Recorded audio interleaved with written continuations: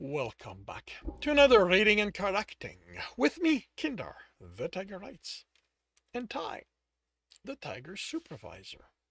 These are where I read a chapter from one of my stories and correct it as I go.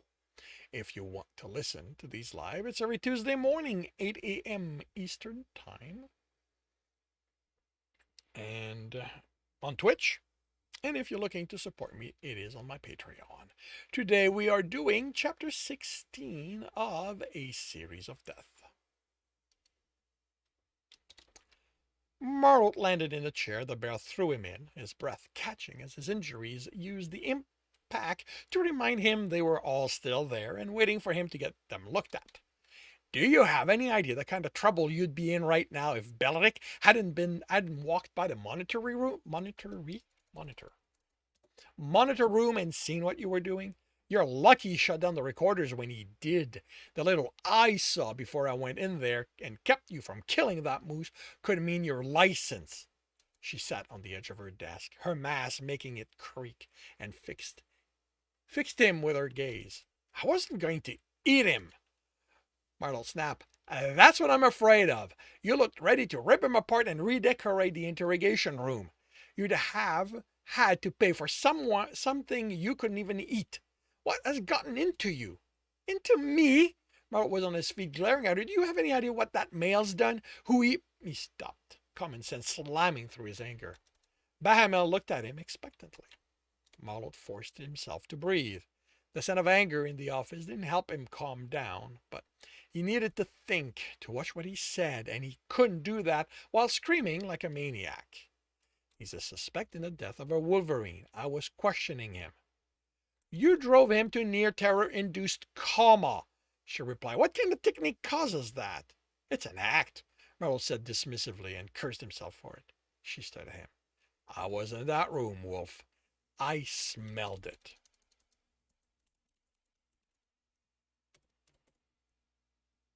The fear is so thick in there, I might start using it so the most hardened criminals I deal with will break down at the first whiff of it. Mallow rolled his eyes. It hadn't been that bad, and it had been fake anyway. He should have searched a male, would have, if he hadn't been so wrapped up in his anger and need for answer. He ran from a body, so I needed to find out why. She narrowed her eyes. And you brought him here? The precinct's a little far from your territory. Marlowe cursed silently. Happy the anger was the main scent in the room now. It would mask his distrust for a while, hopefully long enough. Hopefully long enough he could appease her. If she reported this, whoever's territory he was in would take over and he'd lose his chance.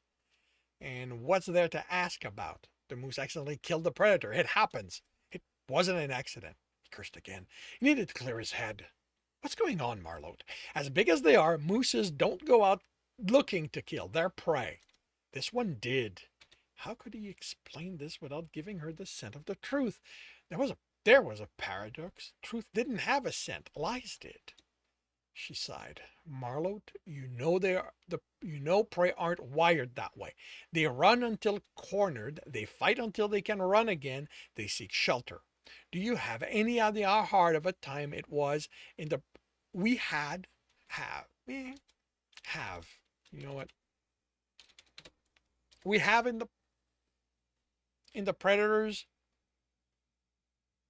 in the protectors, getting them to fight? How few of them actually make good soldiers? Something like 60% fail the first test, and that's basically an angry predator dropping through a skylight unannounced. That moose of yours certainly wouldn't have passed that. The instinct is so deep that as soon as they're out of the protectors, they go back to being just prey. He's an exception, Marlowe said, trying to remember if his program could pull that detail out of the network. He didn't remember ever having chased someone who had been a protector. I saw him do it. You saw him stalk and kill? She asked in disbelief. He's too clever for that, Marlowe replied. He tricked her into stalking him. When he'd led her to an isolated area, he killed her. An isolated area you just happened to be in? She asked, suspicious now. All right, how exactly does a moose get a wolverine to stalk him without them realizing that? I don't know how he'd done it. Was artificial fear enough? He couldn't remember smelling that in the street. But you know he did it. He had to. Otherwise, it was a coincidence that she'd stalked him when he was planning to kill her. She fixed him with a look. All right. He gets the Wolverine to stalk him until they're alone, and then he what? Drops on them? Wolverine are tough people. They'll take injuries. They'll bring down bigger people just keep going. How did the moose do it? I don't know, he snapped. It was over by the time I got there. So you didn't actually see how it happened.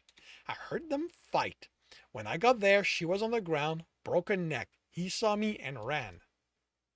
That's what you base his intent to kill on her? To kill on? To That's what you based. That's what you base his intent to kill her on? She asked in disbelief. He ran. Marlot incented. He's prey, Wolf. That's what they do. She rubbed her face with both hands. What's going on here? Did this even happen in your territory? There's no way that Wolverine stalked him through 2 territories after you became aware of it. Even they aren't that stubborn. Where's the Wolverine's body? In the trunk of my car. He winced at the memory of having to carry 2 bodies to it. The looks he'd gotten on the street had been amused and impressed. I wasn't going to leave her there to rot. Scavengers would have gotten to her before that, I'm sure. Marlot snarled. If they were that good about it, I wouldn't have a job. All the unpaid bodies would be for the Missing Persons Bureau to deal with. He tried to relax. The tension was making his wound throb. So you have the body and you have him. Explain to me why you're here and not at the revenue processing center. That's what your job is, unless they've changed its description in the last few days. Marlot looked at the floor, but caught her sniffing the air. The anger was thinning enough. She was getting hints of other scents. Did Enforcer have to go through cross-species scent recognition courses? How could he explain this? How could he impress on her how important it was without mentioning the other bodies, without saying the moose was a hunter? He couldn't have other people involved. He needed to show Trembor Marlot, I know the lion leaving you was. It's got nothing to do with Trembor, he snapped, and she smirked. His ears followed back. Okay, it might have something to do with him, but it doesn't change the fact that that male did to Radima. How do you know her name? Fuck. How did he explain that? Right, he reached in his pocket and pulled out her ID. Now, why did he have it? I took it off her once the body was in my car and checked it. Reflex, I guess. Rena still frowned. She wasn't buying it. Fine, she said, her tone even. He'd only heard her use that on her children when one tried to screw with her. Let's say that, as you said, he somehow arranged the entire situation so he could kill her. Maybe she cut him off in traffic, I don't know. And it really doesn't matter, does it? The only thing that should matter to you is if he paid the tax or not. The whys of her death, of him killing her, are irrelevant, aren't they? She fixed him with the kind of stare he'd seen make Belleric squirm, and Marlot wasn't tougher than her son. Fortunately, her beeping pad made her look away, and he could breathe again. Cornel Ironhooves, she read off it. Construction worker, been with JITIC for 15 years. No criminal infraction, a few traffic violations, but no one cares about those. Meat waiting to happen, from what I'm seeing here. The only thing keeping him alive is his scary size and the strength moose are known for. Sure, he'll scare your usual predator, but explain to me how that leads to him being someone who plans to kill a wolverine. More importantly, why we should care if he's willing to pay her tax. He was the hunter. He had to be. How else did he explain any of it? The obvious one was that it was an accident. They happened. There was a hunter out there. He couldn't doubt that because he had the ID cards as evidence. Did that make the moose it?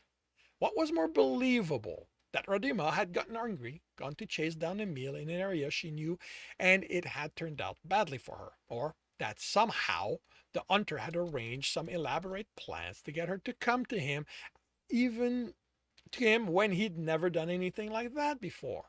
Marlot had asked the moose what made Radima special. What if the answer was nothing? because this wasn't what the hunter had planned to do. He hadn't been able to confirm if the previous bodies had been killed in their homes because hacking into the system required because because hacking into the system required because the hacking into the system required to find that out would have meant breaking Trembor's precious laws. So he made an assumption and followed it beyond where the evidence pointed into what he'd wanted it to be. Fuck.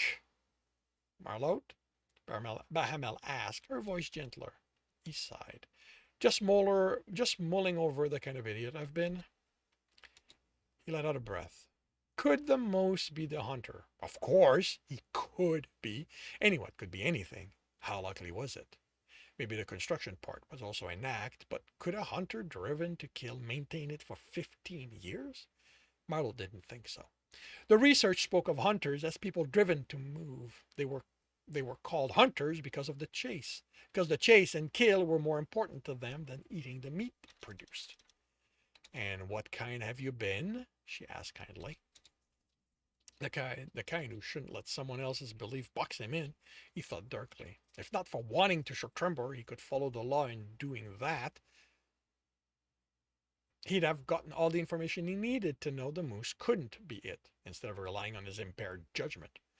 Unfortunately, he couldn't tell Bahamel that. The kind who lets his emotions and personal problem get in the way of his investigation. At least that wasn't a lie. He let out a breath. I need to speak to the moose. Wolf, she snarled. Did I just waste my... Send Belleric in with me, he said, raising a hand to placate her. Keep the cameras and recorders on. I only need to clarify a few things for myself. Marlot, if you do something in there, I won't be able to help you. Making sure what you've already done doesn't get smelled is already... Making sure what you've already done doesn't get smelled is already stretching my abilities. If this is about being angry, don't stretch it out. Kill him, pay his tax, and move on. He's not who I'm angry at. She checked her pad. He's been moved to room 8. If we'd left him where you put him, he'd have choked in his own fear. The recorders stay on, Wolf, she warned. He nodded and exited her office. Crossing the bullpen to reach the interrogation room, he felt the eyes on him. The judgments for another RI barging into their territory, making a mess of their workday. It didn't matter. RIs had the authority. They should have the respect not to do it. Maybe they didn't think that. Maybe other RIs had done worse, but Marlot had crossed a personal line that was too reminiscent of his hometown. The moose stood, eyes growing wide as Marlot entered. The despair in the room shifted to fear. Marlot raised his hand as he moved to the furthest corner from the moose. I'm sorry for how I treated you, Marlot said, watching the male eye the door. How had he thought this was an act? That there was such a thing as an artificial fear scent? Can you walk me through what led to Redima's death? The wolverine, he added at the moose's confusion. The male swallowed and slowly moved to the opposite corner of the room. Marlot should tell him to sit down, but now he wanted the truth more than procedures, or his own satisfaction. I noticed her in a reflection. Then I caught her scent. I caught it again when I changed street, and I knew. His voice shook. I tried not to run. I know what happens if you run from a predator. You're taught not to do it, but I just wanted to be away from her. I just wanted to be safe, to be home. He hugged himself. Why can't you just leave us alone? I got lost. I forgot where safe was. Then she was in front of me, and I just wanted her not to be there. I ran. I wanted to be past her, to go back where I thought safe was, but she stopped me. I could smell how hungry she was. I tried so hard not to be food. I worked so hard. She wouldn't let me pass. I didn't want to be her food. He shook. Then I saw you. I smelled your hunger, and I was going to be food again, but I could run now. He fell silent, utterly defeated. I don't want to be food.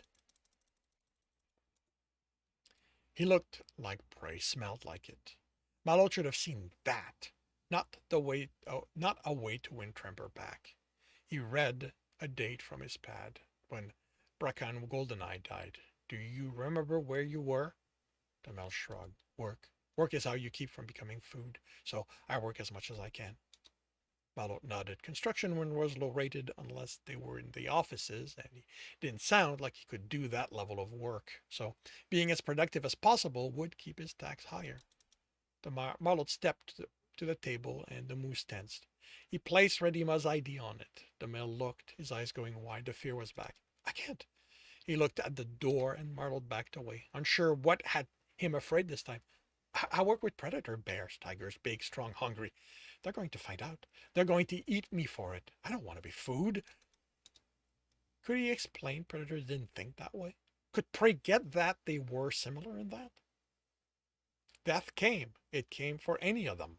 There was no point in getting angry once it had come. You just made sure it didn't come for you. Marlot took the card back. If you let me keep the body, I'll pay the tax. She might be too expensive for him, but he couldn't let her go unpaid. It would draw whoever the RI in this territory was. They'd go after the moose, and he'd been terrorized enough already. As far as the system is concerned, I'll be the one who killed her. The system doesn't care about that part, just that the tax is paid. No one has to know what happened. Hope filled the moose's eyes, then grew suspicious as he eyed the door. You're free to go. The male was out the door before he was done speaking. Marlot wondered if the moose would make it home. He hoped so, but Prey running scared could make predators chase him. Even Marlot wanted to. His shame at what he'd put the moose through was the primary thing keeping the instinct in check.